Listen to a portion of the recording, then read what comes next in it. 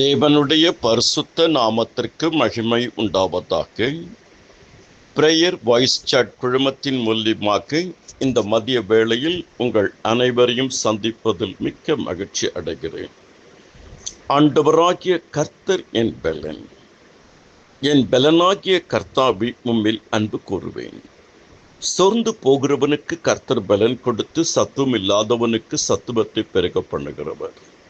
நாம் அவருடைய ஜனங்களாய் இருக்கும்போது நமக்கு கிடைக்கும் நன்மைகள் என்ன? முதலாவது, நாம் கர்த்தருடைய பிள்ளைகளாக இருக்கிறோம் என்பதை நீங்களும் நானும் அறிந்து கொள்ள வேண்டும். அவருடைய நாமத்தின் மேல் விசுவாசம் உள்ளவர்களாய் அவரை ஏற்றுக்கொண்டவர்கள் எத்தனை பேரோ அத்தனை பேரும் தேவனுடைய பிள்ளைகளாகும்படி அதிகாரம் கொடுத்தார்.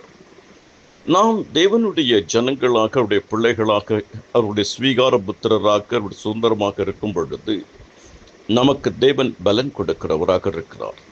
கர்த்தர் தமது ஜனத்திற்கு பலன் கொடுப்பார். சங்கீதம் 29:11. கர்த்தர் தமது ஜனத்திற்கு சமாதானம் அருளுவார். சங்கீதம் 29:11. கர்த்தர் தமது ஜனத்துக்கு ஆறுதல் செய்வார். எசையா 49:13.